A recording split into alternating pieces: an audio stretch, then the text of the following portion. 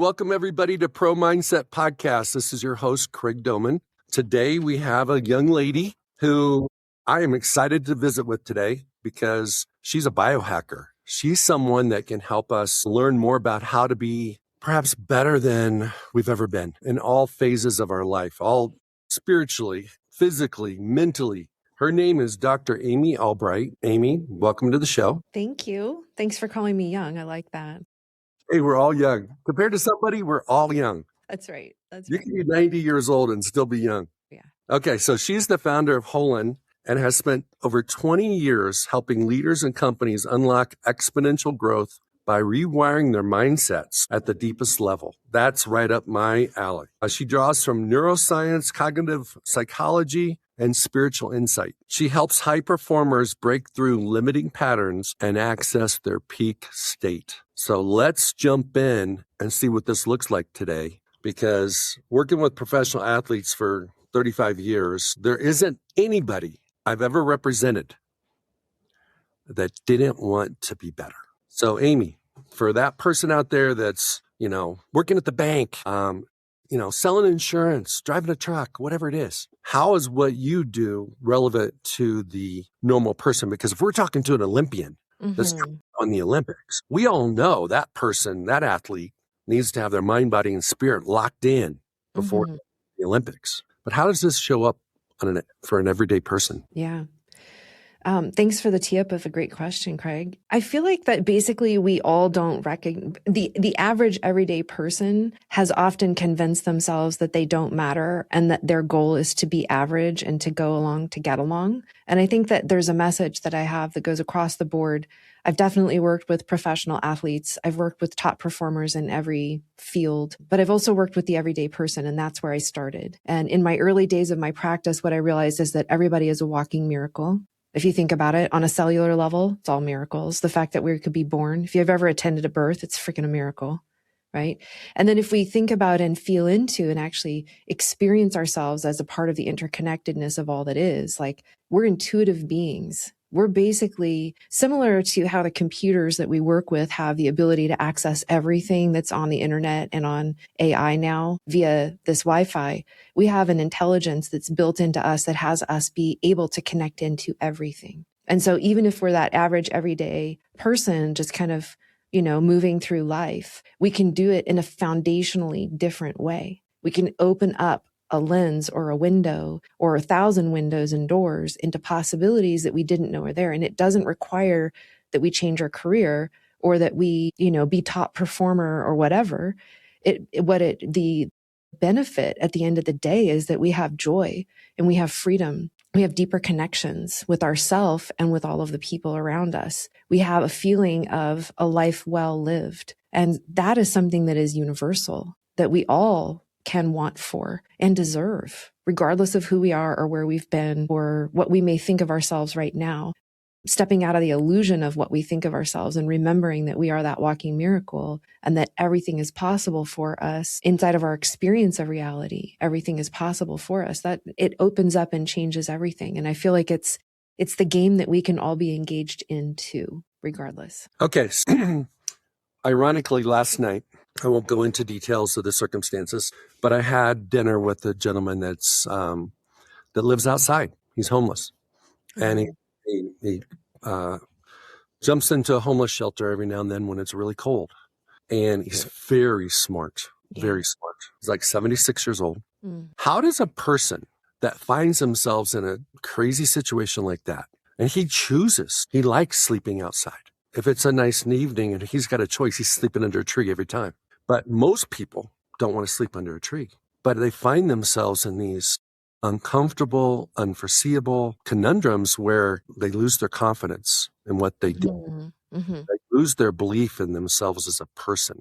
They don't have any validation from their circle because they've lost their circle about who they are and that they're important. How does somebody like that, what's like the first best step somebody in that situation could take, knowing what you know? Wow, that's another big one, because he sounds like a really extraordinary person. If it's true, if he's genuinely aligned to sleeping under a tree. You live in Colorado and it's cold there this time of year. I Yes, can't imagine what is cold, relatively cold, mean when you live in Colorado. That's a different scale than in, let's say, San Diego or the Bahamas, right? absolutely. But I would say that the first and foremost thing is to connect to this essential part of self.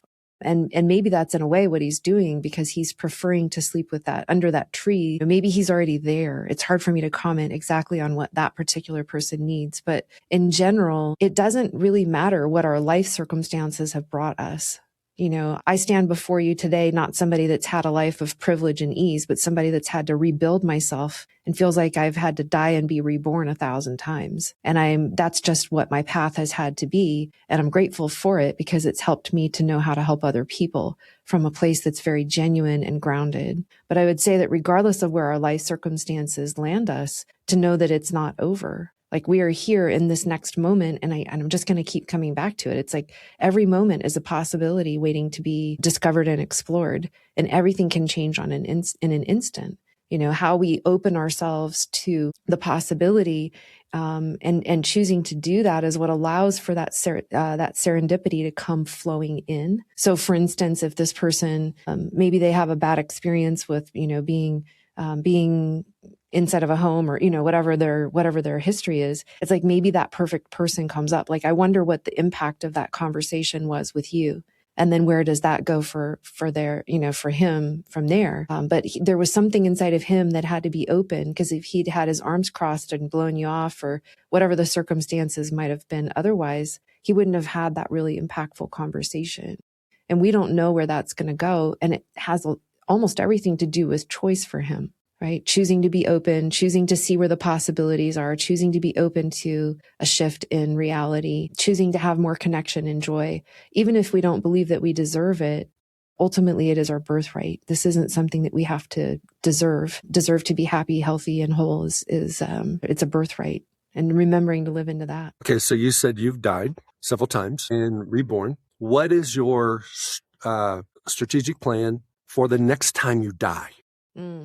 On all the learnings you've had from your previous deaths, so that when you come to that dead end again, you can elevate your life faster, more successfully, because you've built this plan over time. Yeah. And just to be clear, it's metaphorical deaths. It's like the hardships of life where I just feel absolutely wiped out, or I don't know how to move forward. And I think that for me, it's the same thing the message that I have for the guy that sleeps without a home most nights.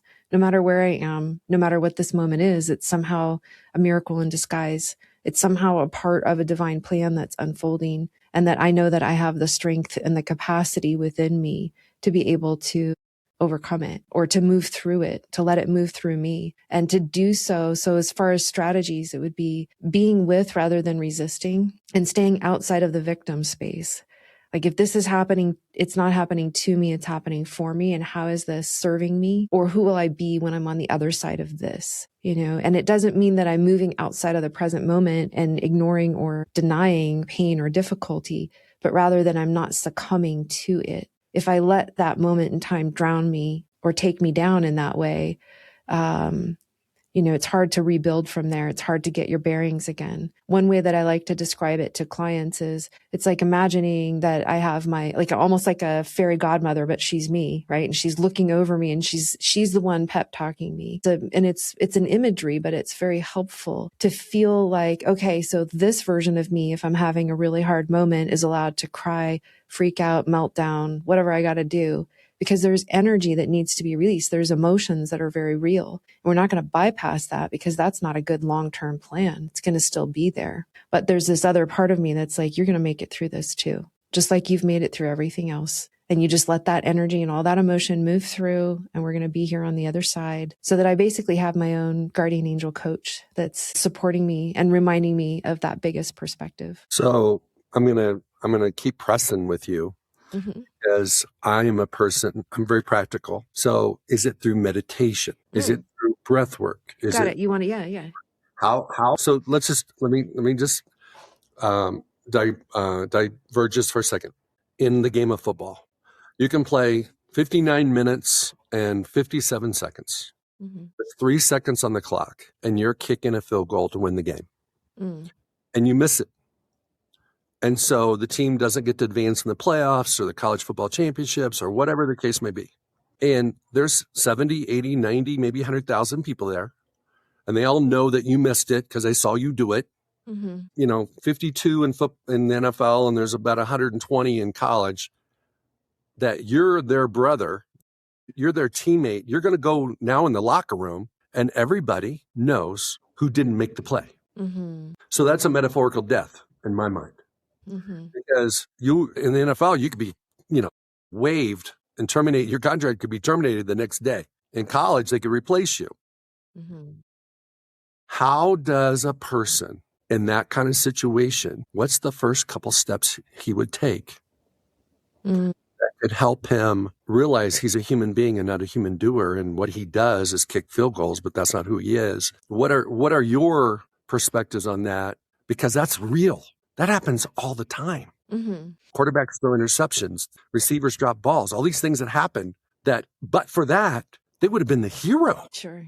I'm going to say something that might rock the apple cart, which is it's really important to zoom out. Ultimately, it's a game. And I know that it's played with a huge amount of money and a whole bunch of import behind it. And I say this having, like I said, supported a lot of professional, semi-professional college athletes, all of it. Ultimately, the game of football is a pigskin football rolling around on a field. And then there's a lot of import put behind it. And I think that no matter what, it's really important to level set to that. You don't make that play, maybe something else is waiting for you. It's totally okay to feel like you feel the death of it. But it's okay also to just say, hey, there's life outside of this. And maybe the meaning of life, maybe the divine intelligence of life itself is calling me somewhere else if I get replaced tomorrow, if I get kicked off the team, whatever. We don't know what the biggest plan is for us. We're living into it. And if we make it in our mind that is the end, because we've tried to control for that outcome with every last bit of our fiber of our being, maybe really what wants to happen for us is a different reroute, where we support the world in a different way, where we have a different relationship with ourselves, where we take off the identity of being only that football player and into being a person, a whole being, maybe a man, but not even about gender. Like, who is this being, right? And can we assign that kind of power and desire and drive into something else besides kicking field goals if it's all over right then? And the answer, of course, is yes. And the answer, of course, it's just a game. But the amount of pressure and illusion that can be put behind it can be off the charts. And we need to be able to remember that the zoom out is possible. So like I said, that might just really piss you or other people off. We can't get too whipped up about stuff. Nobody actually died, right? Okay, so I agree. Mm-hmm. I agree. And this is what this young man's been doing for 30 years. Mm-hmm. This is his dream. This is how he feeds his family. Mm-hmm. He's got a wife he goes home to and supports 3 kids. This is what he's put all his energy and training, his mental focus, his time, all his sacrifices in life have been for this. And he fails at this at the most important moment. And so there's no doubt life goes on. Mm-hmm. Still got his health. He still has his wife. He still has his kids. But he needs to continue on the journey of being a kicker in, let's say in professional football. So what you said is true. However, it doesn't help that person who may get a phone call from another team after he gets let go and say, hey, we'd like to bring you in for a workout. And they want to see if he's overcome his adversity of missing the kick. Got it. Life. And he's now in this butterfly mode with like, well, I'm good. Life, hey, nobody died. No, Right. he's got bills to pay, and he's trying to create a legacy for his family and his future grandkids. And he wants to continue this journey. He's not burnt out yet.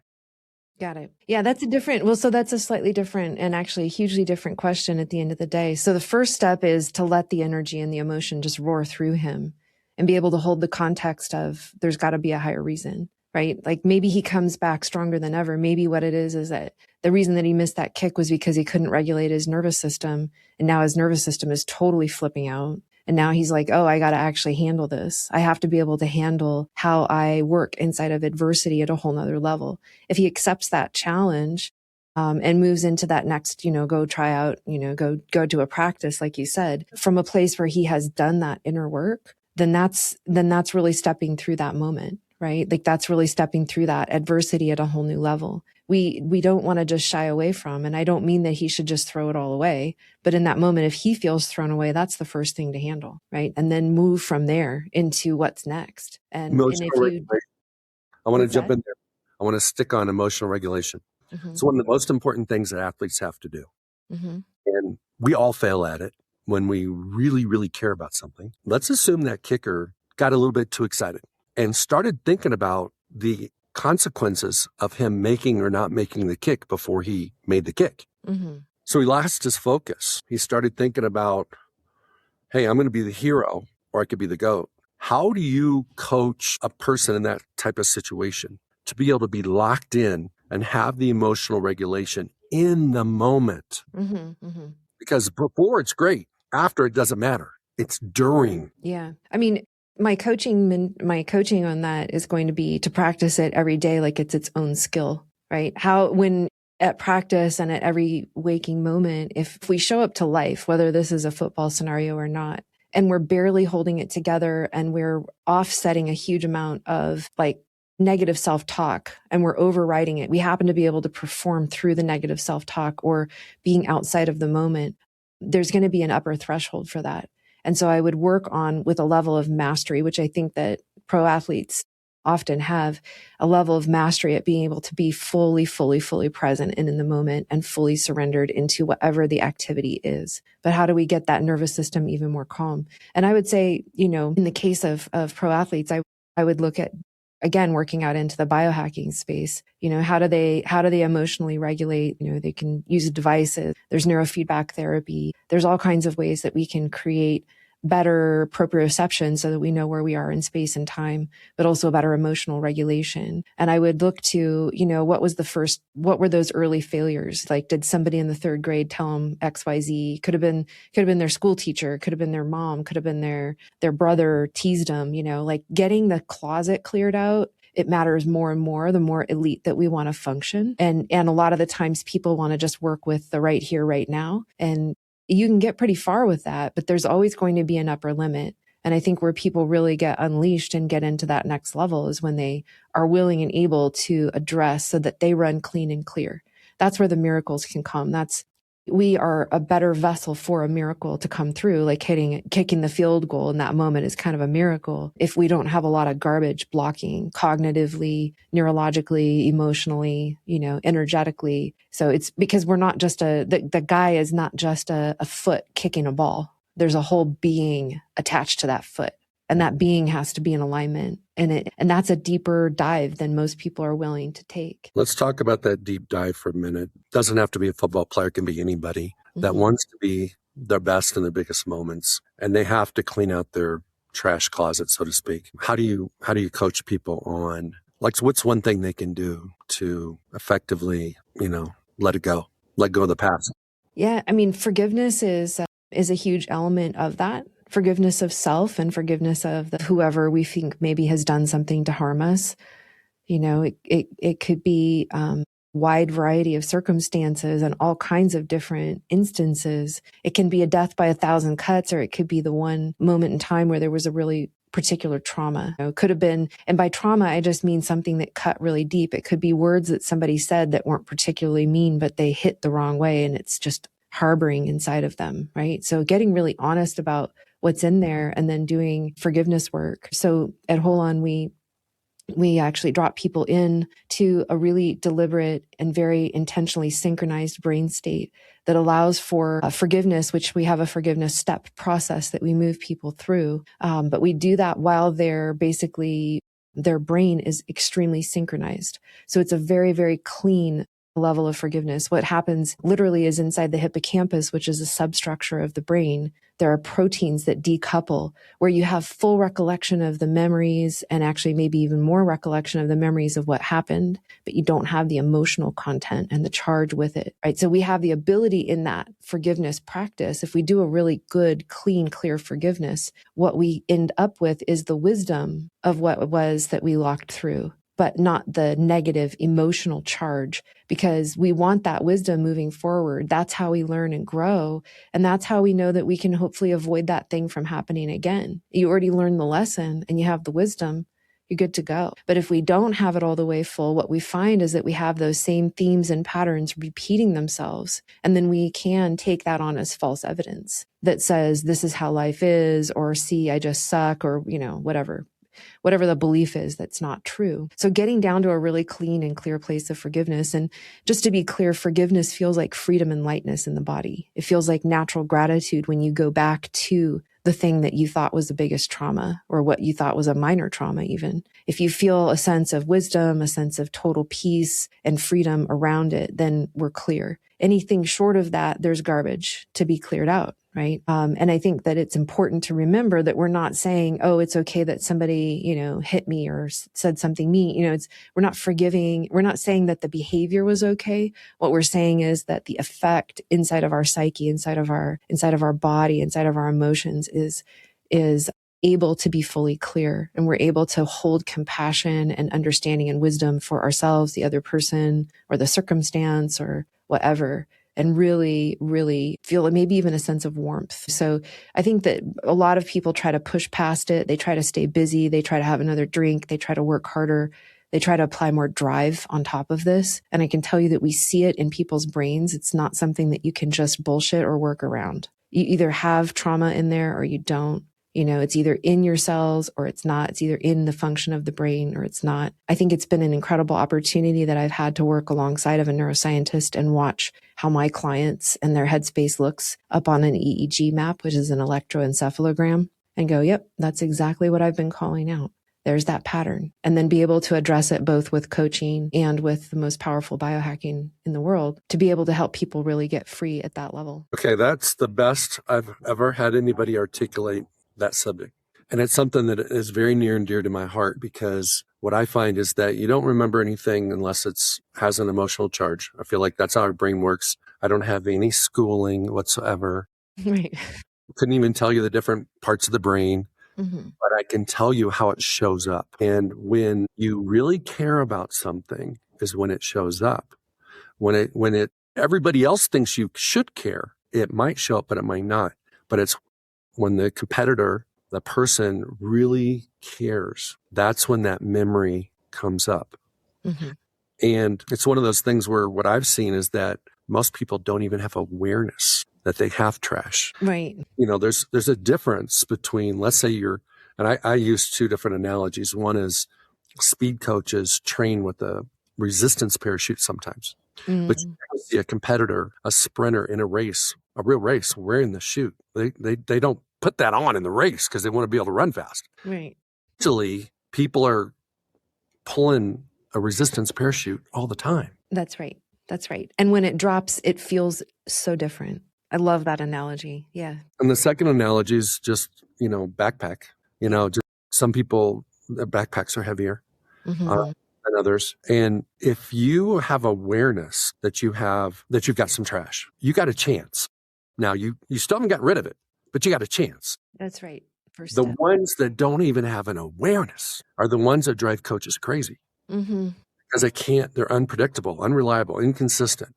They do it all the time, except the time they need to do it, which is the biggest moment, and they blow it, and they can't get mad at them and they couldn't even replace them because they didn't know it was going to happen. And so forgiveness goes in every direction. And it's totally. The people a lot of times that care for you the most, that help you the most, train you the most. I find it's 5 different people. It's your coaches, your teachers, your parents, your friends, and your siblings. And one of those people that you respect and love the most is the one that gave you the most trash. Because they were trying to protect you, or they were trying to motivate you. And when they were trying to protect you, they were like, that's not, hey, you got to be 6'5" to be able to do that. So now the athletes think, well, I'm not big enough. Right.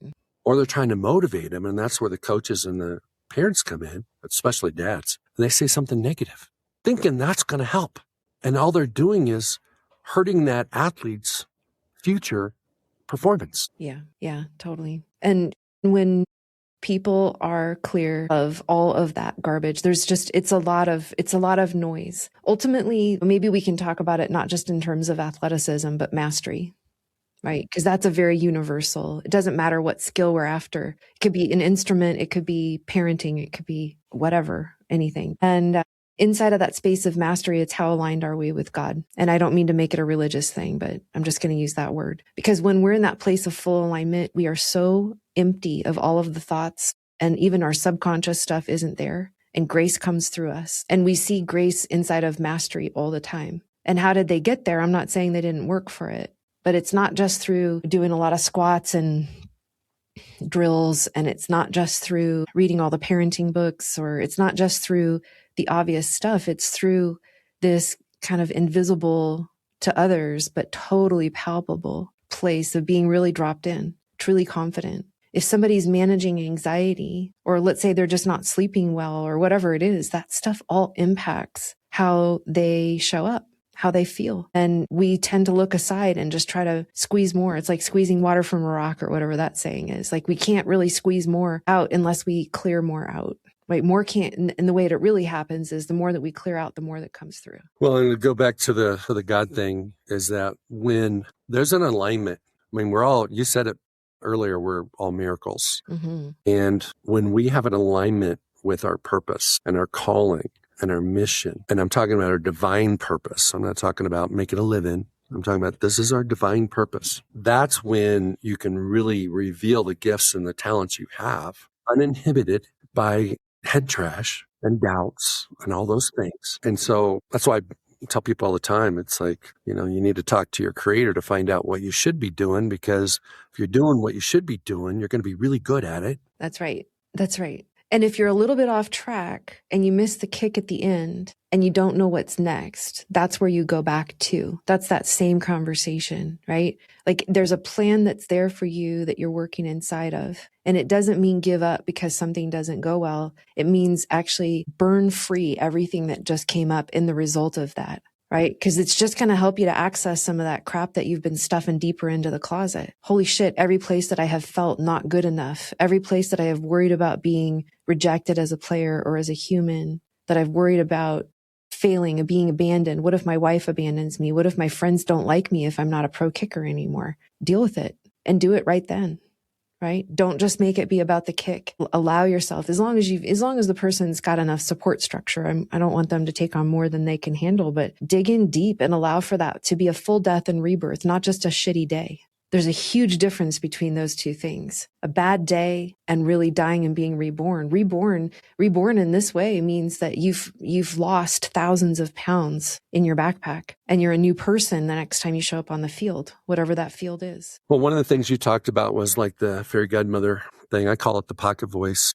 It's the internal dialogue that we have with ourselves. And in the most important moments, whether you're giving a speech, you're making a presentation, you're doing a sales pitch, whatever it is, it doesn't have to be in sports. That's where truth shows up. And so if you do have that trash game going on and you haven't burnt the trash, so to speak, that's when it's going to show up. And so, there's so many ways to attack the soul of a person, because you could say, hey, you got to empty your trash. And they do. They go through exercise and empty their trash, but they haven't rewired their voice. Train their pocket voice to talk to them differently in those big moments where something could go either way. You could be the hero, you could be the goat. Mm-hmm. And then the last part of it is when you show up for that opportunity, regardless of whether you're a musician, an artist, an athlete, doesn't matter, business person, the zone of genius is liberated and unlimited. Mm-hmm. When you step into your mental performance bubble, where everything that's for you is in there and everything that's not isn't. Yeah. Yeah. I love that. Early on in my career, I had just graduated from school. I'm a doctor of Chinese medicine. And what that means in the state of California is we're people's primary care providers. And instead of going and working for some bigger company, which I didn't see any that I liked, I just decided to start my own thing. And so I have my own business. I'm brand new in my own practice, and I have complete strangers coming in with stuff that looks on paper like they're going to die. And I kind of basically at that point, each day had each patient, I had two options. One is succumb to the fear. And the other one is hold strong and be inside of the possibility of a miracle. And what I told myself in those moments, because I could let that negative voice go. You've never been trained on this. There's nobody in any branch of medicine anywhere that's going to save this person's life. I'm like, wait a minute, is that the outcome that I want? Wait a minute.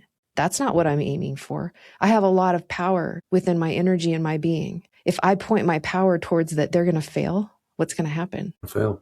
It's over. Right? The odds are already stacked against them. Nobody believes in their possibility and it looks terrible and the odds are whatever. I mean, it's not good, right? So instead, what I told myself is that I have no right to have my own personal little shit show devolve right here. I have zero tolerance for that. It is a taking away from my patient if I decide that it is my time to be insecure. There is no insecurity in this room right now. And I'm bringing myself to, and this is true for any of these places, it's a place of total quiet. It's like all of that noise is blocking my capacity to see and perceive everything that is actually happening here right now, to be able to be a conduit for grace to come through me right now. Okay, so I refuse any of that because I said I would do no harm, and me being insecure right now means that I am, even though I know I'm taking it to another level than what my Hippocratic oath was as a doctor. I'm not going to do that harm. I'm not going to put that into their field. I'm not going to block my capacity to help them. I'm going to be fully unleashed right now.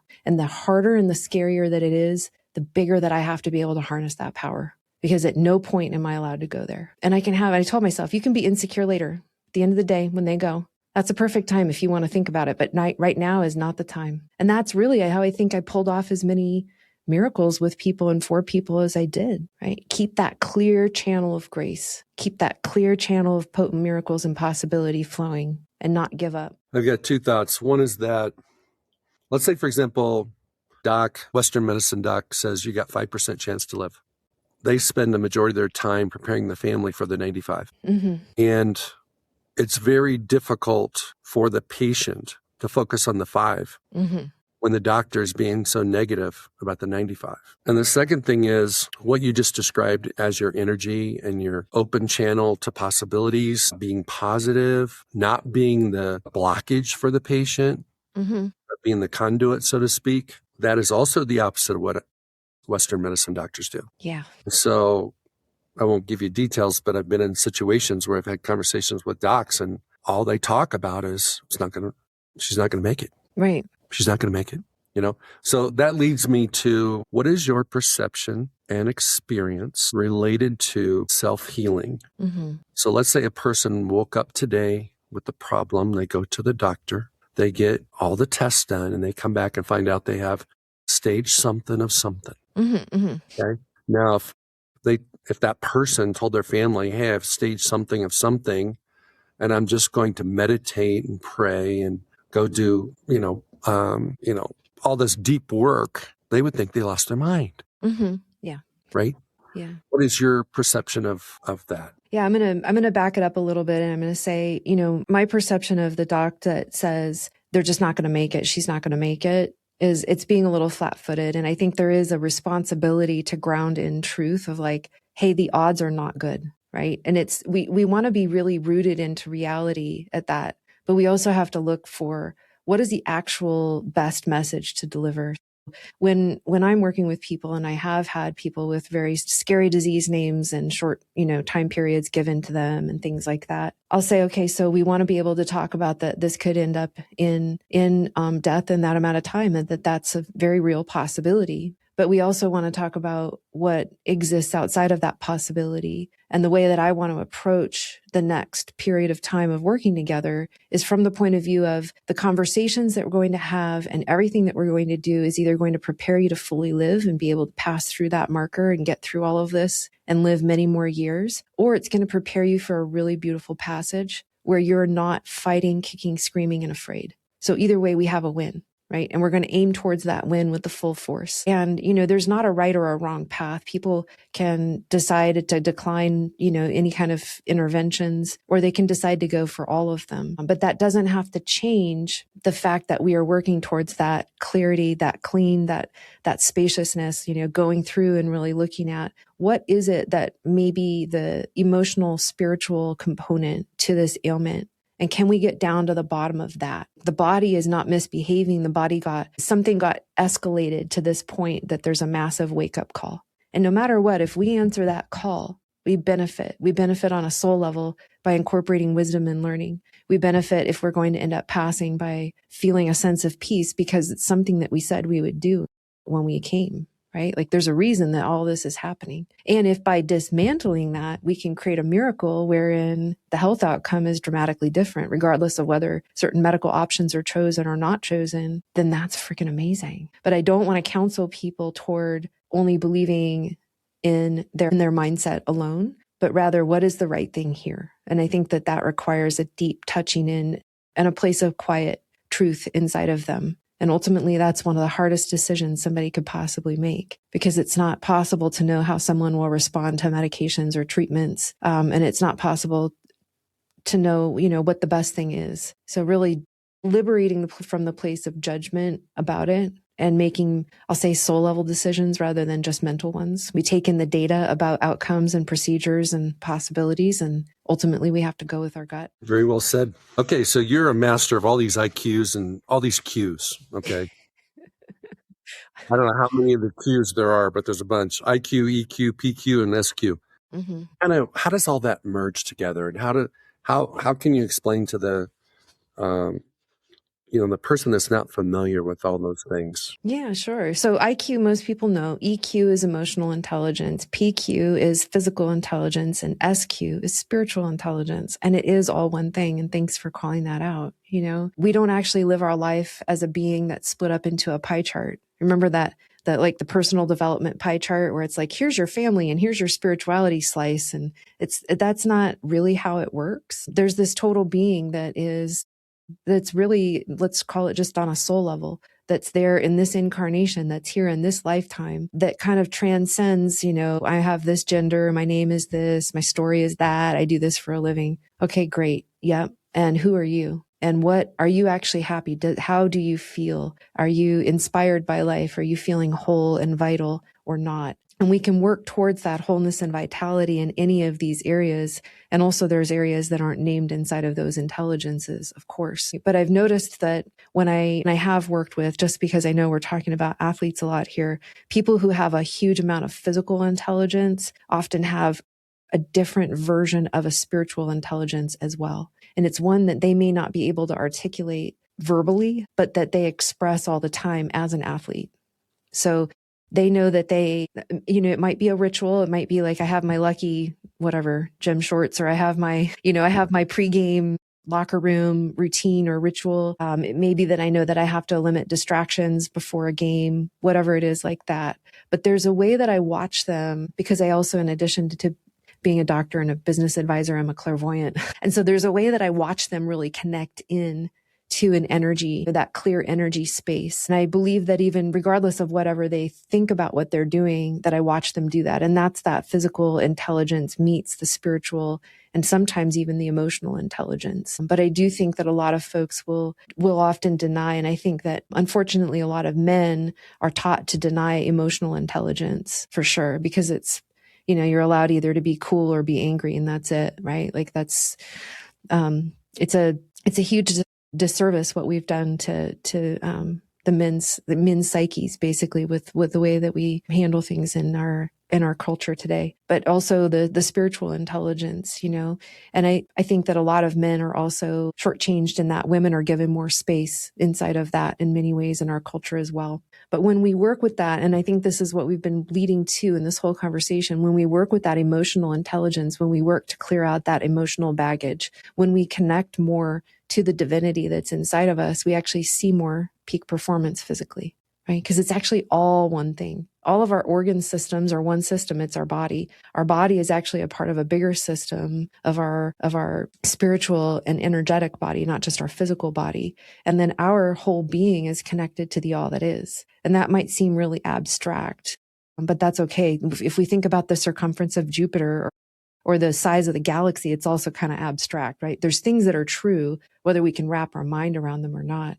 And when we really incorporate and understand that we are a whole being and that whole being needs to be addressed to be able to be happy and fulfilled. And in doing that, we have the capacity to leave the biggest impact or be at that most elite performance or have the most touching and fulfilled life. Ultimately, a lot of the times we're chasing goals at the idea of something that's in our mind, in our IQ, but what we actually want is more EQ. What we actually want is more connection with our family and more meaning. A lot of the times we end up chasing wrong goals if we think of ourselves as just a football player or just a whatever, and push really hard in one space, because we're actually a whole being and we're asking to be fed by the wrong kind of fuel in that way. Well, when you talk about peak performance, when I see peak performance, it's just different. It's different. It seems like it's natural. It flows. They have a smile on their face. That's right. They're not grimacing like, oh my God, I'm gonna, no, it's like it just comes easier. Mm-hmm. There's a lot of alignment, they've got to be like, all their, I don't even know what to call it. Everything that makes up a human being has to be in sync. Yeah. Yeah. And the totality of wanting it and not wanting it so bad, but also not being attached. That's a huge part. And we see that in the laboratory. People will work really hard to get their brain to perform in a certain way. And they basically tank their performance. It completely sucks. And there's no faking it. It's happening faster than the mind can perceive, right? Like the brain is functioning. You're talking too fast.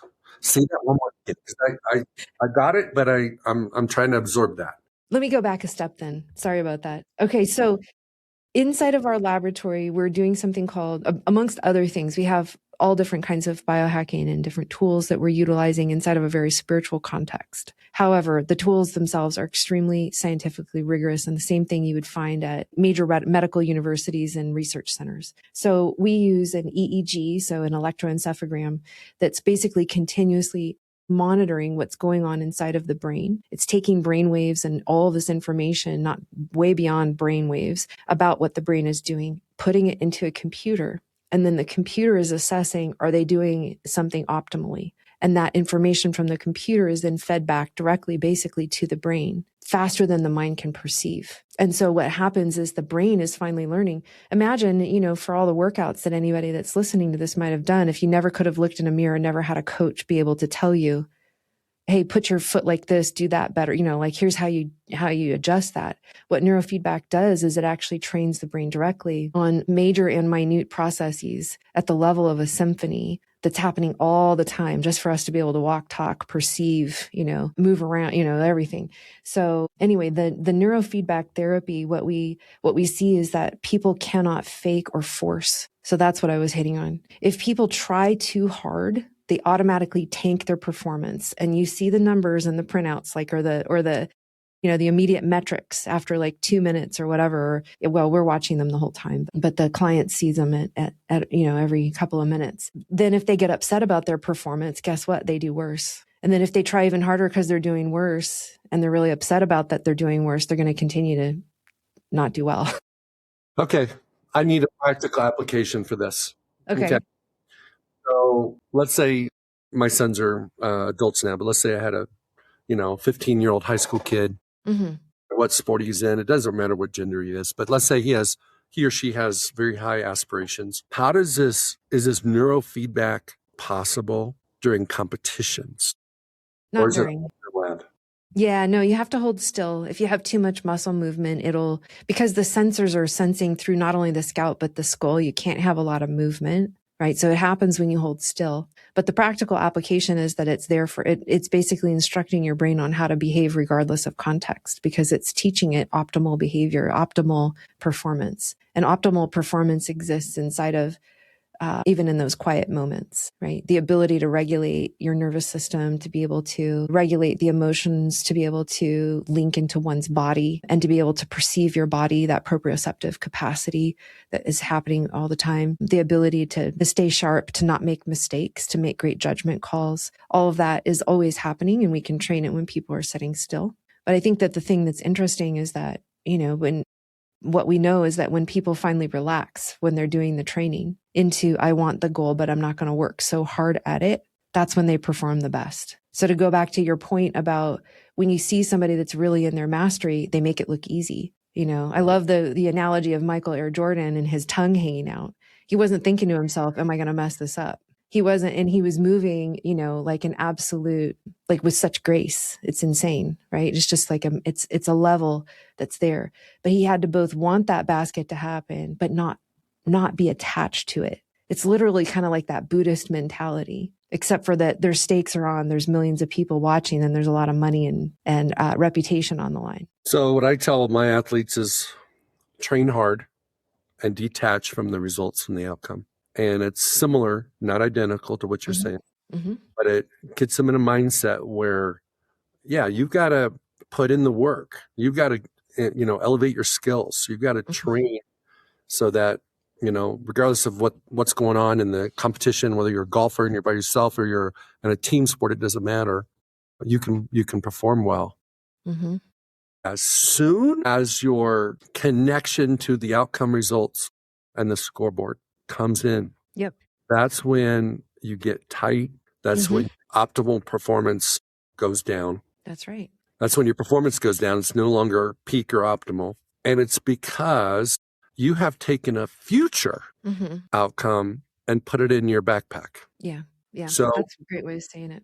When we talk about, the need for clearing out the closet, you also can't start projecting new things that are going to go in it. Right. Doing right now.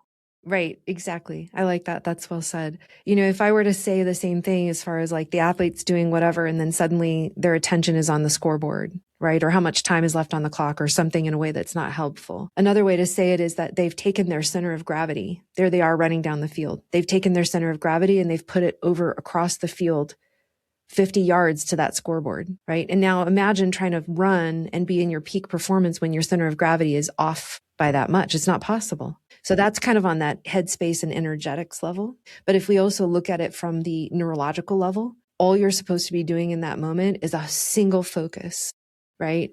It's run the ball down the field or whatever it is. And you are designed to, in a way, open up this level of perception that finds a pocket that you can get down, that knows exactly what to do next, that can feel how to move to pull that guy so he can't take you down, right? Just like all of those things. If you bring in a cognitive process where you go into worry, you literally shift how your brain is working to a different part of the brain. You take some of that wattage that's supposed to be fueling your capacity to know all of that stuff intuitively and to funnel all of your energy at literally a certain brain frequency and function, and you're shifting it to a totally different function. And then you're expecting to get the same results, right? And that's not going to work. It's just not going to work. Okay. I love this. I'm coaching a young man. He's in martial arts, and I had him send me some videos so I could kind of like analyze his energy. I'd ask him questions about what his state of mind is at different phases of the game or the match. And I'm listening to all these people yelling and screaming constantly, coaching. And so, I'm going to see him here in a little bit. And I'm going to ask him, what does that stimulus do for you? Are you like trying to hear what your coach is saying, or your mom, dad, brother, sister, whoever it might be? Are you ignoring it? Is it noise to you? Right. Because I'm going to coach him, I'm coaching them. That's right. Okay. And so what I was going to do, and I'm asking for your feedback here. I was going to say, hey, come up with a vernacular, almost like a dictionary of 3 or 4 words that mean something. And when you hear that word, it can be a clue, but all this yelling doesn't do any good. Right. And have an understanding with your coach that during breaks, resets, when you look at him, you're looking to be coached. He can tell you a word, which tells something. But if you don't look at him, you don't need him. Yeah. Oh, I like that. Because it corrupts the performance bubble that I teach my athletes to have.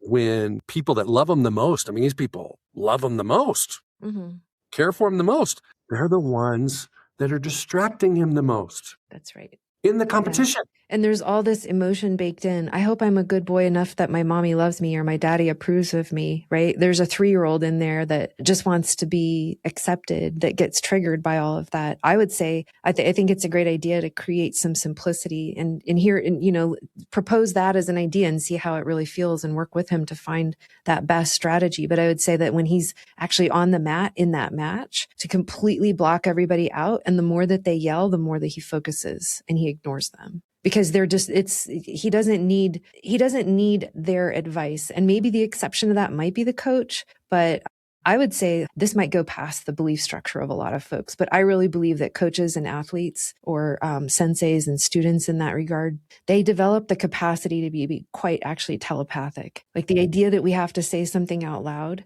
If you watch, let's say, I love basketball for this. If you watch those guys, they're not talking to each other, but they can feel where the ball is. They can feel who's got what. How do they do that? How does a flock of birds fly through the sky? And nobody's like, hey, Bill, let's turn right up here and then make a sharp left. Like they're not talking to each other.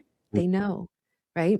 And so inside of that space of him blocking out all of the noise, what we can say is he's still 100% focused inside of that match. But the only input that he's allowing is kind of a subconscious, almost like we were talking about the guardian angel thing. Like his coach is allowed to be there and telepathically signal something to him. But he's not like, hey, coach, am I doing it right? Right? He can't put his head over in the scoreboard. So he's still 100% focused on the opponent because he doesn't have any, it's down to milliseconds in reaction time. Right? It's milliseconds. And by the time the sound gets to his ears, the competitor's ears, he's in a different situation. That's right. That's exactly true. And I love it that you just called that out because what we know when we look at the brain is that it's responding faster than the mind can perceive. So those signals, when they go into the computer, the brain is responding to them at 40 milliseconds. So we have a response time that's that fast. Our conscious understanding of what actually just happened is closer to 400 milliseconds, 10 times as long. So the way that athletes, the way that our brain, no matter who we are and what kind of function we have, our brain is moving faster than our mind can even conceive of. And it's actually misperceiving so many things at the level of the mind. And that's why when we are in that flow state, when we're in that peak performance state, we have let go of the mind in a certain way. Right. And it's just us in that moment. And we don't even remember who we are anymore. You know, like we're just, maybe we hear our own breath. Maybe we don't even know what's going on a conscious level anymore. And that's when we're really, really in it and fully invested.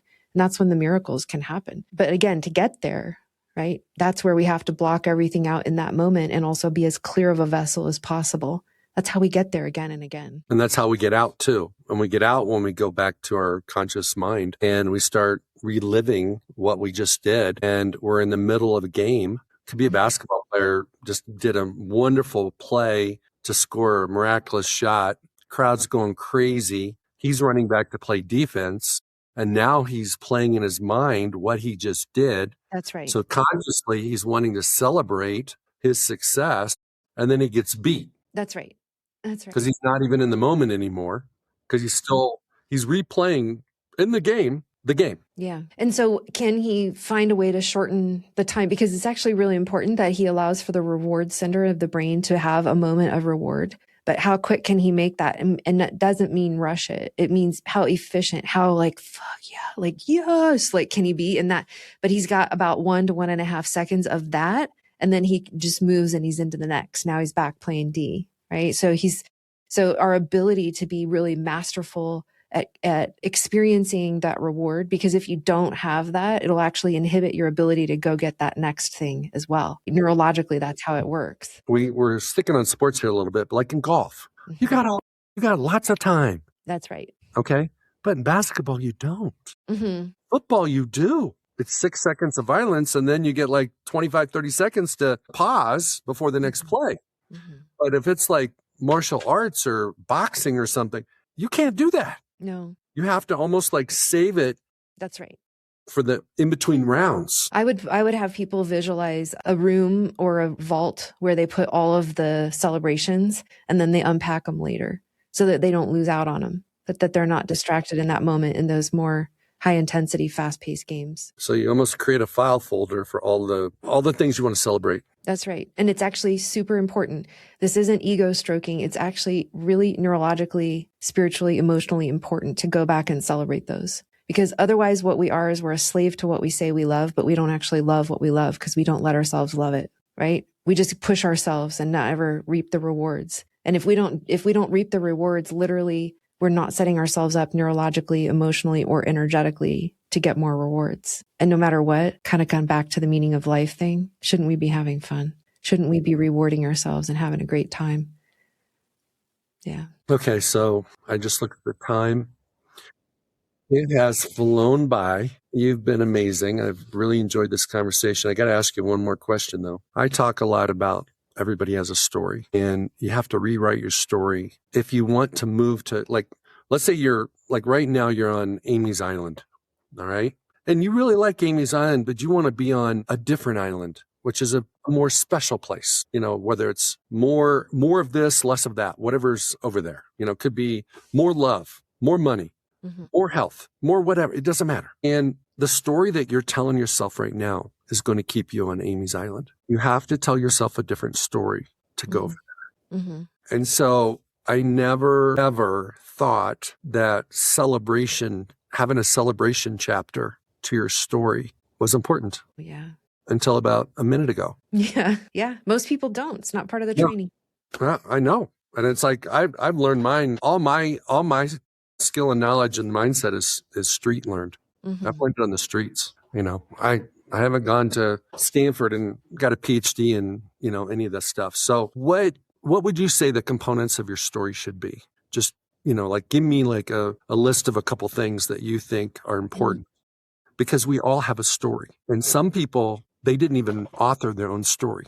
They let somebody else write their story and they adopted it. And it doesn't serve their best interests. And they're living somebody else's story. So one of my things is, let's live your story and let's get rid of the chapters that don't serve your best interest. And that's the forgiveness and all the stuff we talked about with getting rid of the head trash. But I've never thought about including a chapter for celebrations. What are some of the other chapters that you would put in a story? Yeah. I mean, just to kind of round out what we're talking about here, I would say empty out the backpack, get the forgiveness, clear the headspace, do all of those things like we've been talking about, and celebrate, and then just ask. Like there's an element of, we can't really design at the level of our mind something that's beyond our construct. So if you want to get to a different island, maybe there's some attributes about it that but there's got to be stuff that you don't know about it, right? Like if you imagine you've never been to Hawaii, you're like, well, I think there's probably palm trees and I hear it's kind of humid and the beaches are really pretty and the water's amazing, but you don't actually know what it's like until you're there. So just know that you don't know and be okay with that. And basically this is where I come into prayer and working with higher source, higher self, whatever, God, whatever we want to call it, however we frame that. Teach me, heal me, guide me, show me the way. Help me to get over there because you know that you don't know. And then be willing, once answers come, to follow that like a breadcrumb trail. Listen. If you ask for support from your coach and then he tells you and you're like, no, I'm not doing it. You know what I mean? So if there's a divine being or a divine presence or a highest self and you partner with that, then don't tell it no when it shows you the path. Right? And take those steps. Be courageous. Do things that you don't plan to do. Be something in a moment that you didn't expect to be. Because if you want to be something different, you have to let go of what you think you know anyways. There's a death of what you thought you were or what you thought that you could do or what you thought you deserved. And so signing up for and really showing up for into a place of surrender about that and being humble and strong. It's courageous to redefine yourself and to redefine your life. But that's how we get there. And so it's important to surrender to that higher power and follow that breadcrumb trail. It's being tapped into divine wisdom and then having some measure of surrender and obedience to it. Just being aware of it is not enough because you've got to take action of some.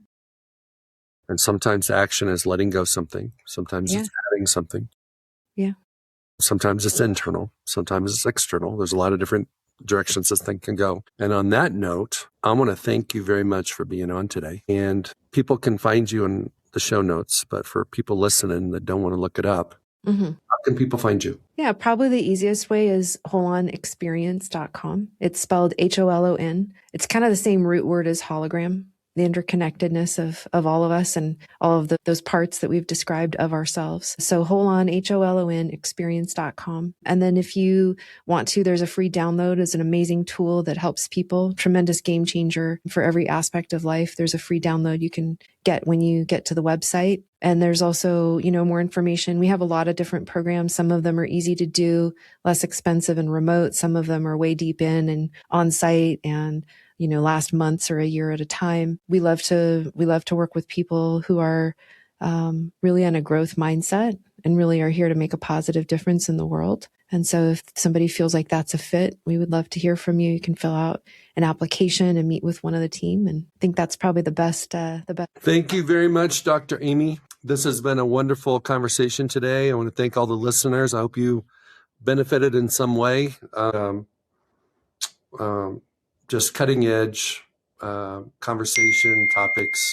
And I thank you very much. Yeah, thank you. Thanks for having me on. Hey, it's Craig Domann, the host of Pro Mindset Podcast. I want to thank you for listening or watching today's show. And you can catch us every week on the normal social media platforms like YouTube, Facebook, Instagram, and all the listening podcast platforms. I hope you enjoyed today's show. And more importantly, I hope you gained a pro mindset insight. Please be sure to rate and review Pro Mindset Podcast. And I look forward to catching up with you on our next show.